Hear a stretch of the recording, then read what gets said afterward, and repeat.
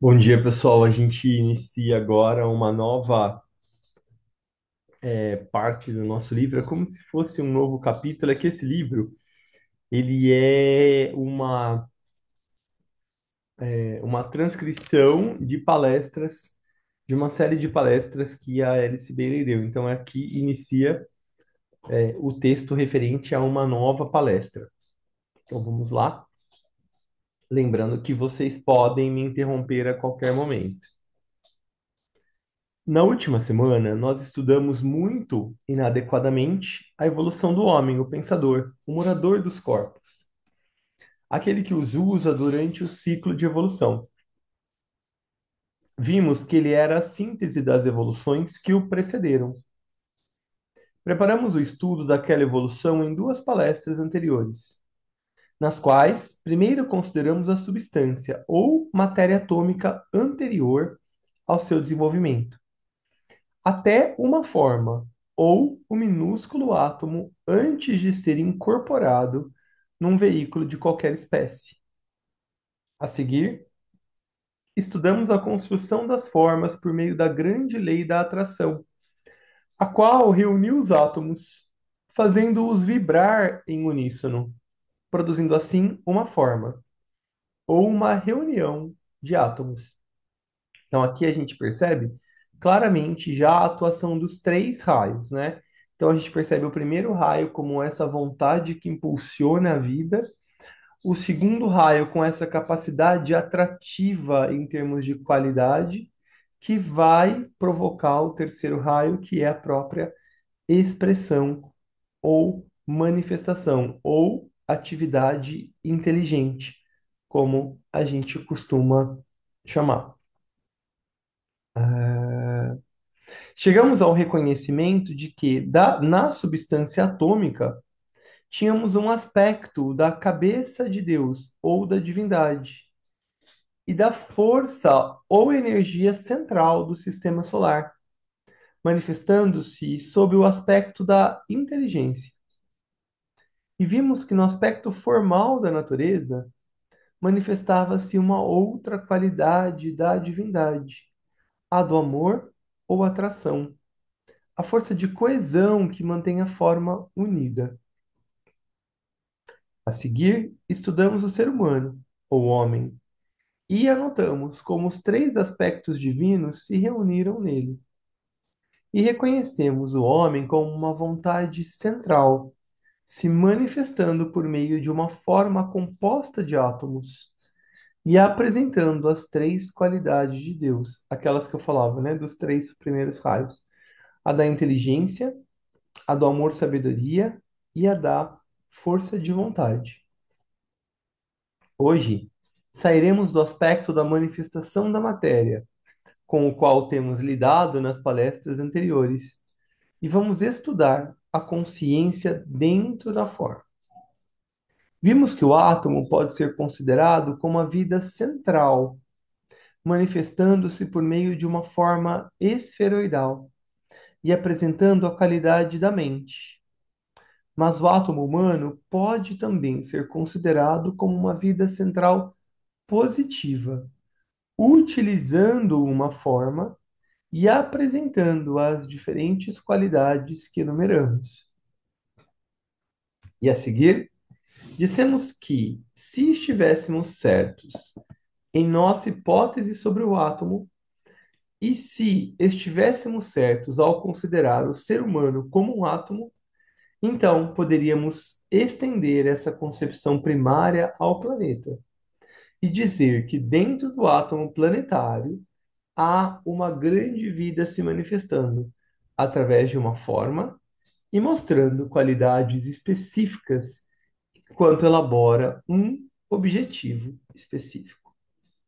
E estender esse mesmo conceito também à grande esfera solar e à grande divindade que o habita.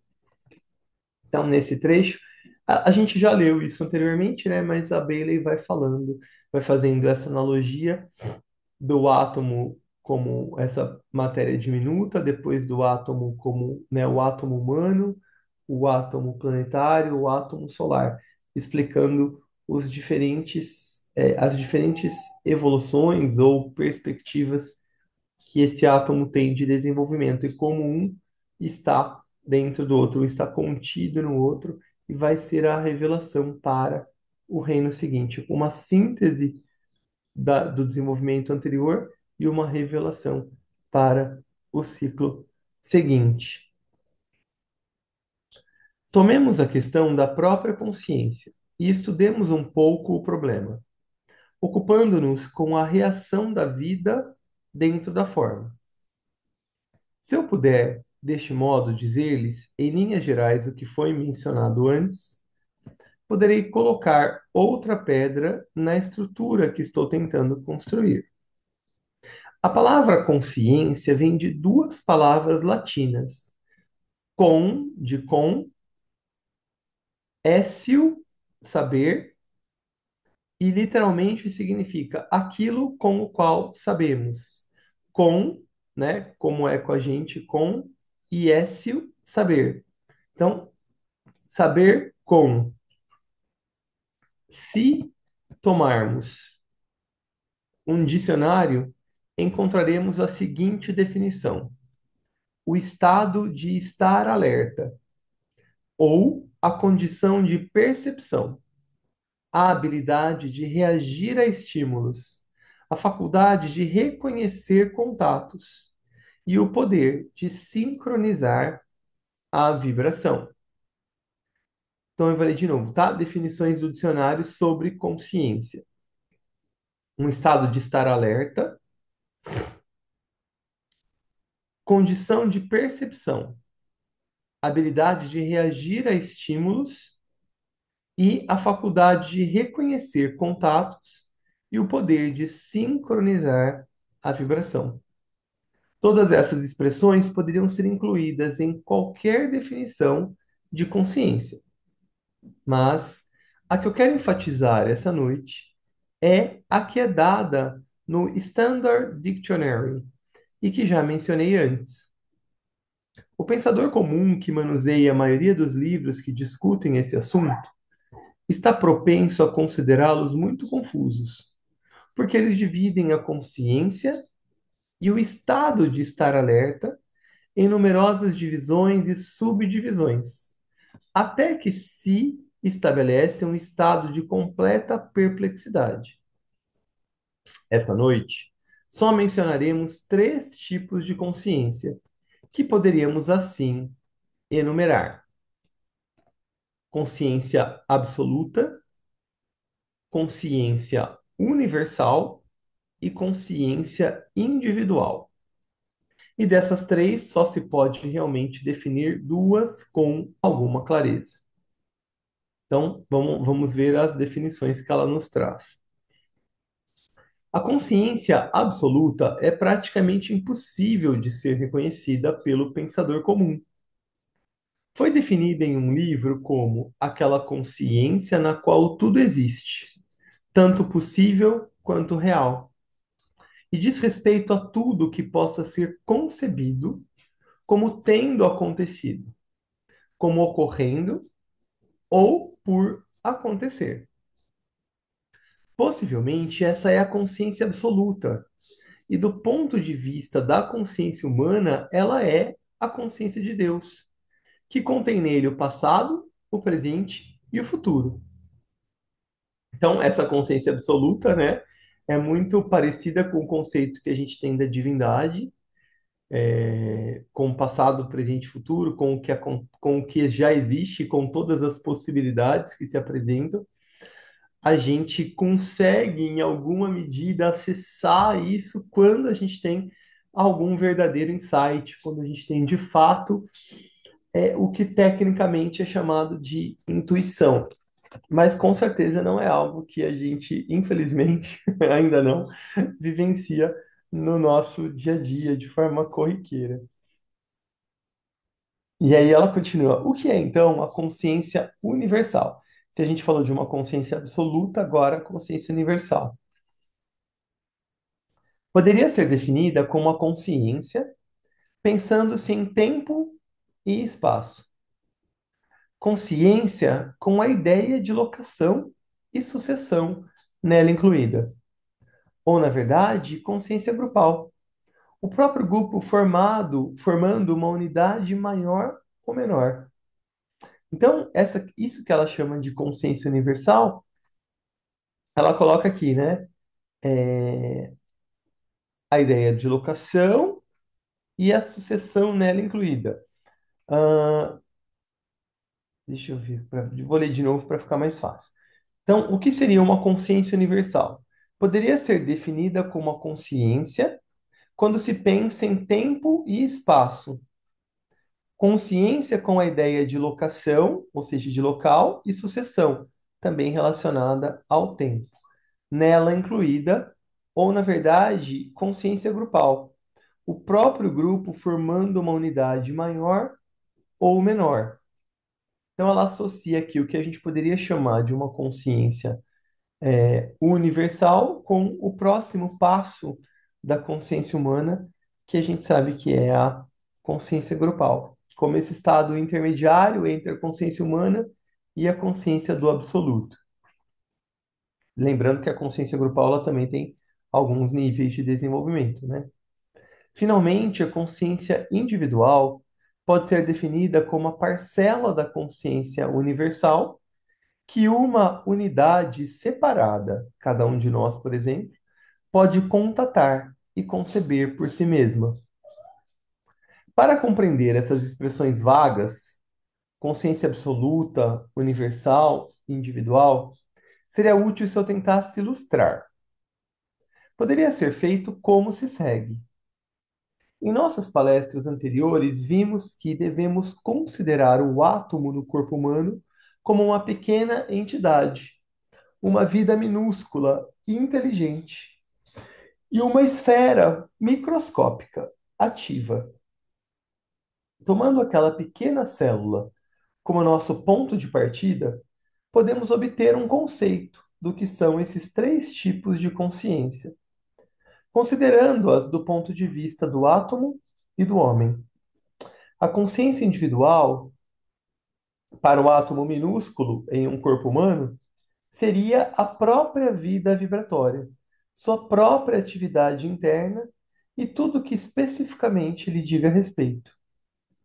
A substância, ele está fazendo uma analogia, então, né? Então, se a gente for comparar essa consciência individual, seria o átomo, a função que ele tem que fazer mesmo, dentro daquele organismo.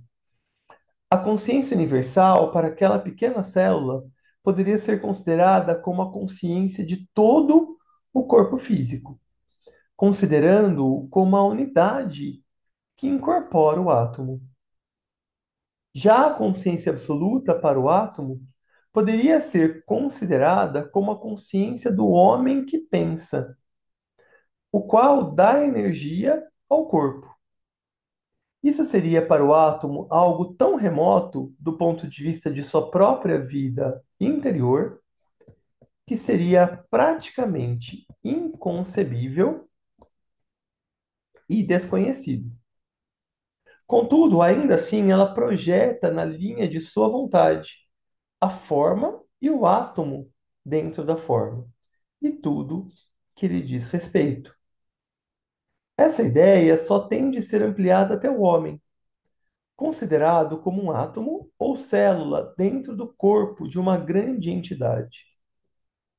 E pode-se elaborar linhas semelhantes, segundo essa concepção, de uma consciência tríplice. Seria prudente agora se considerássemos assuntos mais práticos do que a consciência absoluta. Então, antes da gente começar essa outra parte, talvez fosse bom a gente retomar então o que a Bailey disse aqui. Quando ela diz, ela traz essa analogia, né? Ela fala que a gente pode ter três tipos de consciência: a consciência do indivíduo, a consciência do grupo e a consciência absoluta. E aí, dentro do nosso corpo, ela faz essa analogia mesmo, essa comparação. Então, o próprio átomo que se reúne ali, né, que executa a sua função, poderia ser como nós, um átomo separado, um átomo autoconsciente.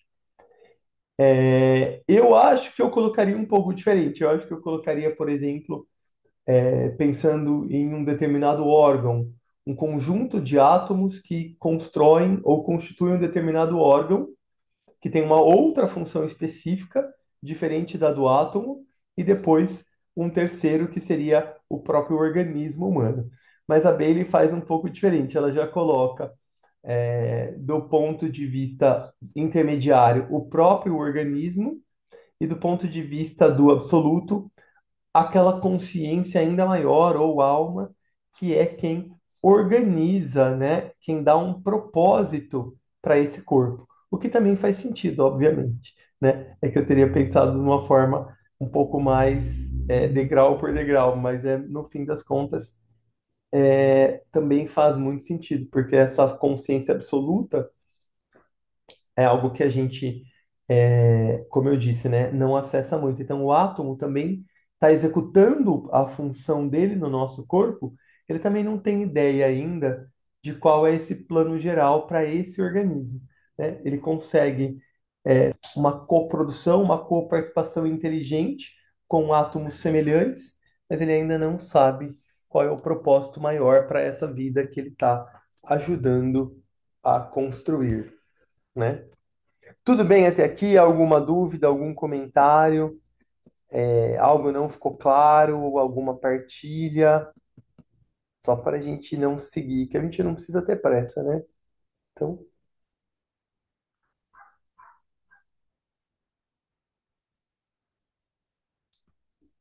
então vamos seguindo. A ciência ocidental está gradualmente chegando à conclusão da filosofia esotérica do Oriente, de que a consciência deve ser atribuída não só ao animal e ao ser humano, mas que se deve também reconhecer que ela se estende através do reino vegetal até o mineral, e que a autoconsciência deve ser considerada como a consumação do crescimento evolutivo da consciência nos três reinos inferiores. Não é possível, no curto espaço de tempo que tenho à minha disposição, entrar no estudo fascinante do desenvolvimento da consciência nos reinos animal, vegetal e também mineral. Descobriríamos, se o fizéssemos, que até os minerais apresentam sintomas de consciência, de reação a estímulos, que eles apresentam sinais de cansaço e que é possível envenenar um mineral e assassiná-lo, do mesmo modo que se pode assassinar um ser humano. O fato de que as flores possuem consciência está sendo mais prontamente reconhecido. E artigos de profundo interesse têm sido publicados sobre a consciência das plantas, abrindo ampla linha de pensamento. Hoje em dia, muito mais, né? Hoje em dia, tem vários experimentos que mostram como as plantas reagem ao ser humano, ao cuidado, né? Como elas reagem aos ambientes, diversas maneiras muito interessantes de resposta, né? Que elas se comunicam entre si, que elas se comunicam com os insetos. Então, hoje, também, né? Como eu falei, esse livro tem quase 100 anos. Então, é importante a gente saber que muita coisa também a ciência já evoluiu. Vimos que na matéria atômica, a única coisa que lhe podemos atribuir com segurança é que ela mostra inteligência, o poder de selecionar e discriminar. Essa é a característica predominante da consciência, quando se manifesta no reino mineral. No reino vegetal, aparece outra qualidade, a da sensação ou sentimento de maneira rudimentar. Ele responde de maneira diferente do mineral. E no reino animal, aparece uma terceira. Não só o animal mostra sinais de sensação muito aumentados em relação ao reino vegetal, como também mostra sinais de intelecto ou uma mente em embrião. O instinto é a faculdade reconhecida em todas as unidades animais. E a palavra vem da mesma raiz que a palavra instigar. Quando o poder de instigar começa em qualquer forma animal, é sinal de que uma mentalidade embrionária começa também a se manifestar. Em todos esses reinos, temos diferentes graus e tipos de consciência se manifestando. Enquanto no homem temos os primeiros sinais de autoconsciência, ou a faculdade do homem pela qual ele se conscientiza de que é uma identidade separada, que é o impulso que habita o corpo e quem está no processo de se conscientizar por meio desses corpos. Há muito se ensina no Oriente, e a filosofia esotérica ensina que tudo vive e é consciente, mas que nem toda vida e consciência é semelhante à humana. É ela também, e ela também enfatiza o fato de que existem grandes intervalos entre a consciência do átomo e a da flor, entre a da flor e a do homem, entre a de um homem e um Deus. Como Browning disse, no homem começa de novo uma tendência para Deus. Ele ainda não é um Deus, mas um Deus em formação.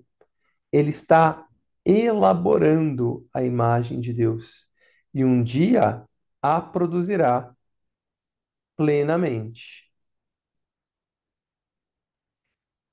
É ele que está procurando demonstrar a vida tríplice, divina e subjetiva, por meio da objetiva. O método de desenvolvimento evolutivo da consciência em um ser humano nada mais é do que uma repetição, numa volta mais alta da espiral, das duas etapas que notamos na evolução do átomo: a da energia atômica e a da coesão grupal. Atualmente, podemos ver no mundo a família humana, na era atômica, se encaminhando para um objetivo ainda não alcançado, a etapa grupal. Se existe uma coisa aparente para todos os que estamos, de algum modo, interessados na faculdade de percepção, ou seja, para quem a gente está falando, né? E que estamos acostumados a prestar atenção ao que acontece à nossa volta, é a dos graus diferentes de mentalidade que encontramos em toda parte, e os diferentes tipos de consciência entre os homens. Encontramos pessoas alertas, vivas, conscientes de tudo o que está acontecendo, profundamente conscientes, respondendo às correntes de pensamento de várias espécies nos assuntos humanos, e conscientes de toda espécie de contatos. A seguir, encontramos pessoas que parecem estar adormecidas. Há aparentemente tão pouca coisa que as interessa, parecem estar alheias totalmente ao contato. Estão ainda num estágio de inércia e não são capazes de responder a muitos estímulos exteriores. Não estão mentalmente vivas. Nota-se isso também nas crianças. Algumas respondem tão depressa enquanto chamamos, outras de retardadas. Hoje não usa mais, né, gente? Realmente, uma não é essencialmente mais retardada que a outra. É simplesmente devido à etapa de evolução interior da criança, às suas encarnações mais frequentes e ao período maior que tem utilizado para se tornar consciente. Eu vou ler só mais esse parágrafo por causa do nosso tempo. Tomemos agora as duas etapas, a atômica e a da forma, e vejamos como se desenvolve a consciência do ser humano, tendo sempre em mente que no átomo humano está armazenado tudo que foi adquirido nas etapas anteriores dos três reinos inferiores da natureza. Desculpa. O homem é o ganhador devido ao amplo processo evolutivo que existe por trás dele. Ele começa com tudo que foi adquirido, latente dentro de si. Ele é autoconsciente e tem diante de si um objetivo definido: a conquista da consciência grupal. Para o átomo da substância, a meta havia sido a conquista da autoconsciência. Para o ser humano, o objetivo é uma consciência maior e um alcance mais amplo da percepção. Não vou entrar nesse parágrafo porque, né, ele é grande e já vai trazer um pouquinho o tema, um outro tema aqui para nós. Nesse trecho que nós lemos e refletimos hoje, na verdade, ela também vai repassando, retomando aquilo que ela já havia falado anteriormente, né? Falando como o ser humano é esse aglomerado de experiências anteriores, então, experiências da consciência no mineral, no vegetal, no animal, e como nosso próximo passo é a consciência grupal, ou a consciência de alma, ou espiritual, a gente poderia dizer. E aí depois a consciência vai se desenvolvendo para uma etapa mais ampla, que a gente poderia chamar de planetária, e uma etapa ainda mais ampla, que a gente poderia chamar de solar ou sistêmica. Como está para vocês? Alguma dúvida, alguma partilha, algum questionamento, alguma contribuição antes da gente encerrar a nossa reunião?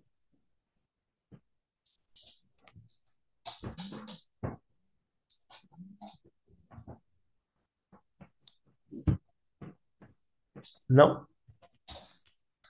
Vou parar a nossa gravação.